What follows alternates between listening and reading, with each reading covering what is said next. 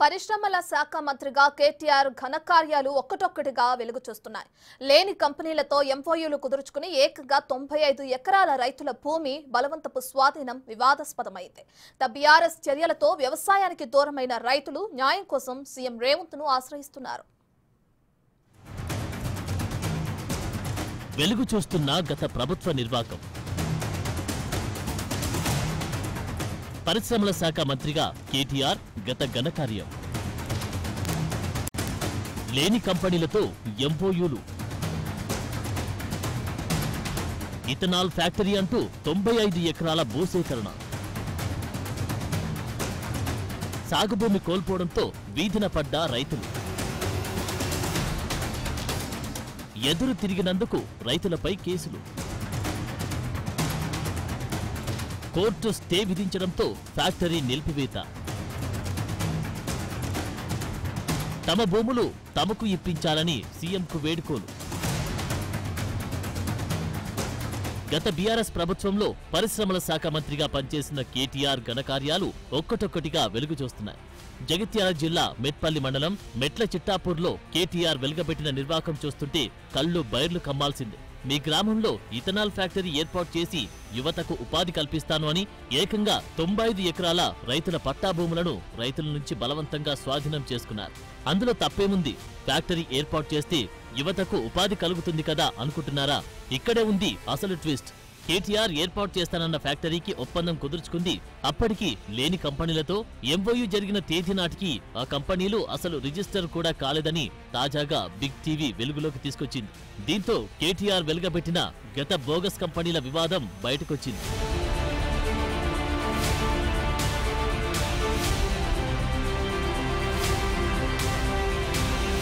జగిత్యాల జిల్లా మెట్పల్లి మండలం మెట్ల చిట్టాపూర్లో గత ప్రభుత్వం ఇథనాల్ సిలికా ఫ్యాక్టరీ పేరుతో రైతుల పట్టా సాగు భూములను బలవంతంగా స్వాధీనం చేసుకుంది. దీనికి అక్కడి యువతకు దాదాపు 25,000 ఉద్యోగాలు వస్తాయని ఆశ చూపింది. అలాగే అతి తక్కువ జనాభా సంఖ్య కలిగిన మారుమూల ఉన్న పల్లె అయిన మెట్ల చిట్టాపూర్ గ్రామం ఈ కంపెనీ ఏర్పాటుతో ప్రపంచ విపణిలో అడుగు పెడుతుందని ఊదరగొట్టింది. గ్రామ శివార్లో గతంలో కాంగ్రెస్ ప్రభుత్వం రైతులకు కేటాయించిన పట్టా భూములను రైతుల అంగీకారం లేకుండానే కంపెనీ కోసం లాక్కుంది బీఆర్ఎస్ ప్రభుత్వం. దాదాపు 95 ఎకరాల పట్టా భూమిని లాక్కొని భువి బయోకెమికల్స్ కు 80 ఎకరాలు, దాత్రి బయోసిలికేట్స్ కు 15 ఎకరాలు కేటాయించింది. ఈ తతంగమంతా అప్పటి ఐటీ, మున్సిపల్ శాఖ మంత్రి కేటీఆర్ నడిపించారు. ప్రసిద్ధి చెందిన బయో ఫెర్టిలైజర్ కంపెనీకి భువి, దాత్రితో ఎంఓయూలు కూడా మార్చుకున్నారు. అయితే ఇథనాల్, సిలికా ఫ్యాక్టరీల ఏర్పాటుతో పంట పొలాల సారం దెబ్బతింటుందని గమనించిన రైతులు ఫ్యాక్టరీ ఏర్పాటుకు ఎదురు తిరిగారు.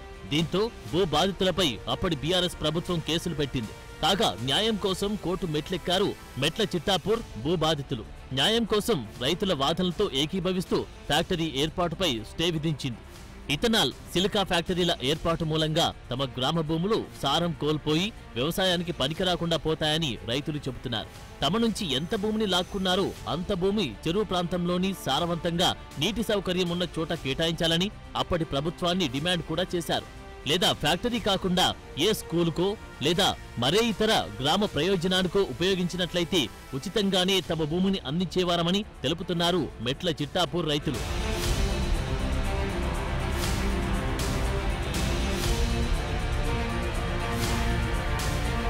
మెట్ల చిట్టాపూర్లో వ్యవసాయం కోసం గతంలో కాంగ్రెస్ ప్రభుత్వం భూ కేటాయింపులు జరిపింది. ఆ భూముల్లో వ్యవసాయం చేసుకుంటూ జీవనం సాగిస్తున్నారు అక్కడి రైతులు. అయితే గత ప్రభుత్వ చర్యలతో వారి భూమి కోల్పోవాల్సి వచ్చింది. ఫ్యాక్టరీ ఏర్పాటుకు కోర్టు స్టే విధించడంతో అక్కడ ఫ్యాక్టరీ ఏర్పాటు కాలేదు. కేసుల పాలైన రైతులు తమ భూముల్లో వ్యవసాయం కూడా చేసుకోలేని పరిస్థితి నెలకొంది. దీంతో అక్కడి రైతులు తమ భూములను తమకు ఇప్పించాలని ప్రస్తుత కాంగ్రెస్ ప్రభుత్వాన్ని కోరుతున్నారు. సీఎం రేవంత్ తమకు న్యాయం చేయాలని వేడుకుంటున్నారు.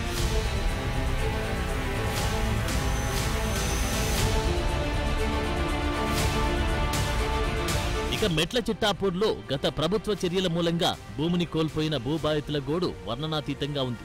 దేవేందర్ అనే రైతు ఇథనాల్ ఫ్యాక్టరీ కోసం తన 2 ఎకరాల భూమిని కోల్పోయాడు. సర్వే నెంబర్ 498లో గత 15 సంవత్సరాలుగా సాగు చేసుకుంటున్న తన భూమిని గత ఏడాది ఇథనాల్ ఫ్యాక్టరీ కోసం హడావిడి చేసి లాక్కున్నారని, దీంతో వ్యవసాయం కోల్పోయి వీధిన పడ్డట్టు ఆవేదన వ్యక్తం చేశాడు. మా మెట్ల సర్వే నెంబర్లో గల 498 సర్వే నెంబర్లో గత 15-20 సంవత్సరాల నుంచి కూడా మా ఊర్లో ఉన్న పేద రైతులు కొంతమందికి ప్రభుత్వం అప్పట్లో పట్టాలు ఇచ్చింది కొమ్మరెడ్డి రాములు గారి ప్రభుత్వం ఉన్నప్పుడు, కాంగ్రెస్ ప్రభుత్వం ఉన్నప్పుడు. అయితే అనుకోకుండా పోయిన సంవత్సరం సడన్లీగా ప్రభుత్వ అధికారులు వచ్చేసి ఇది ప్రభుత్వం భూమి, ఇది ప్రభుత్వానికి సంబంధించింది, ఇక్కడ ఫ్యాక్టరీలు వస్తాయని చెప్పి కబ్జా చేసుకోవడం జరిగింది. మా రైతులు అడ్డం పోయినప్పుడు మరి వాళ్ళను కేసులు పెట్టడం జరిగింది. అసలు అక్కడ ఏం జరుగుతుంది అని అన్నప్పుడు కూడా మా ఊరు ప్రజలకు కానీ ఎవరికి సరైన సమాధానం ఇవ్వలేరు. అది దొంగతనంగా చీకట్లో సర్వే చేసుకుని వెళ్ళారు. అక్కడ ఏమి వస్తుందో మాకు చెప్పురు, మేము సహకరిస్తామని కూడా నేను మీడియా మిత్రులకు గతంలో కూడా నేను చెప్పడం జరిగింది. మాదే ప్రభుత్వం, మాదే మామూలు ఏం చేయగలరని నియంతృత్వంతో టీఆర్ఎస్ ప్రభుత్వం వ్యవహరించింది.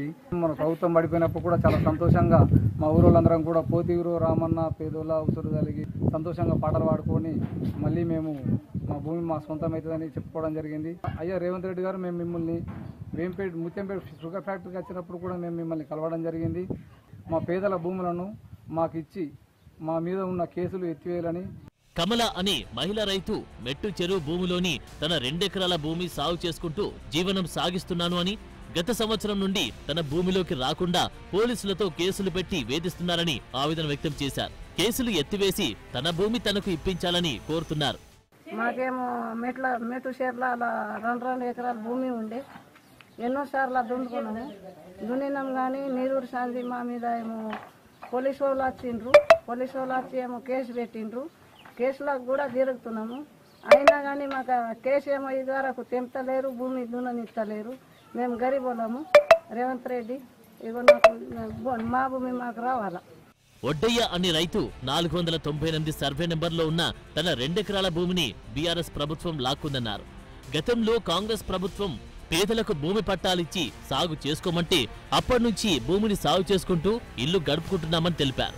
అయితే గత బీఆర్ఎస్ ప్రభుత్వం పోలీసులతో కేసులు పెట్టించి తమ భూమిలోకి రాకుండా చేశారని అన్నారు. ఉన్నది 2 ఎకరాల భూమి, ఆ 2 ఎకరాల భూమి గుంజుకుంటే మా పరిస్థితి ఎట్లా సార్? ఇంతకుముందు కాంగ్రెస్ ప్రభుత్వం ఉన్నప్పుడు కొమరెడ్డి రామ్ సార్ ఉన్నప్పుడు ఆ భూమి ఇచ్చింది మాకు. ఇప్పుడు టీఆర్ఎస్ ప్రభుత్వం ఇది అంత నాటకం ఆడేసరి ఇది ఇత్తనాల ఫ్యాక్టరీ అని గొడవలు పెట్టి అంతా మాకు పోలీస్ స్టేషన్లో 2 రోజులు ఉంచుకొని మనం కేసు పెట్టి ఆ కేసులు అట్నే తిరుగుతున్నాము. ఇప్పుడు దాదాపు 7-8 సంవత్సరాల కేసులు తిరగబట్టి ఆ కేసులు తీసేస్తలేరు, భూములు మాకు ఇస్తలేరు. సారు మీకు దండం పెడతా అది రేవంత్ రెడ్డికి సారు, మా భూమి మాకు మీ కాంగ్రెస్ ప్రభుత్వం ఇచ్చింది కాబట్టి మీ ప్రభుత్వం వచ్చింది, మాకు సంతోషంగా ఉంది సార్, మాది మాకు కావాలని చెప్పి మీకు దండం పెడుతున్నాం.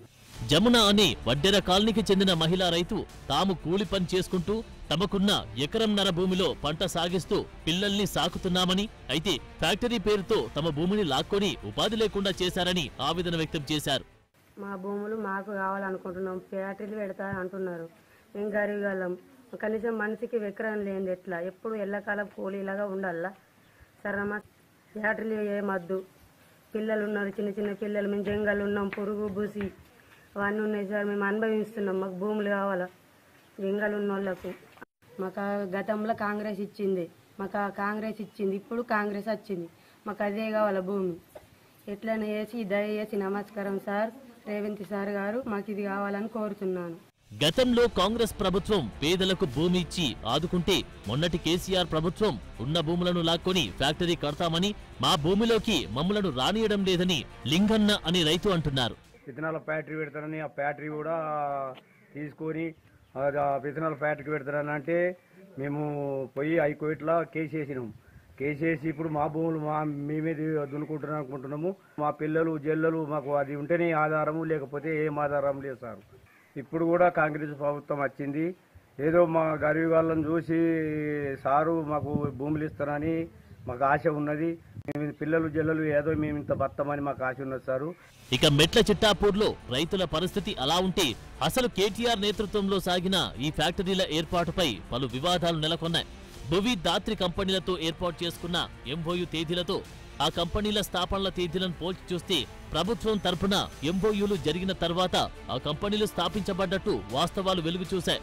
దీంతో నాటి పరిశ్రమల శాఖ మంత్రిగా కేటీఆర్ ఇంకా కొన్ని బోగస్ కంపెనీలతో ఒప్పందాలు కుదుర్చుకుని ప్రజాధనాన్ని దుర్వినియోగం చేశారనే అనుమానాలు పలువురు వ్యక్తం చేస్తున్నారు.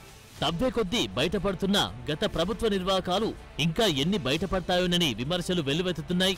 అయితే తెలంగాణకు పెట్టుబడులు రాబట్టడానికి సీఎం రేవంత్ అమెరికా టూర్కు వెళ్తే బోగస్ కంపెనీలతో ఒప్పందాలు కుదుర్చుకునేందుకు ప్రయత్నిస్తున్నారంటూ విమర్శలు గుప్పించారు బీఆర్ఎస్ నేతలు. తాజాగా గతంలో కేటీఆర్ చేసిన ఇథనాల్, సిలికా ఫ్యాక్టరీల బోగస్ ఎంఓయూల ఘటనలు వెలుగులోకి రావడంతో బీఆర్ఎస్ క్యాడర్ ఆత్మరక్షణలో పడినట్లు విశ్లేషకులు అంచనా వేస్తున్నారు.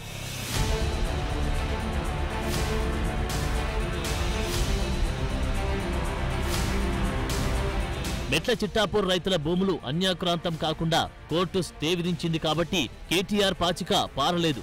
అలా కాకుండా ఉంటే ఫ్యాక్టరీ ఏర్పాటు సంగతి అటుంచి ఆ గ్రామంలో మెజారిటీ రైతులు రోడ్డున పడి ఆత్మహత్యలకు పాల్పడాల్సిన దుస్థితి ఏర్పడేదని స్థానిక ప్రజలు అభిప్రాయపడుతున్నారు.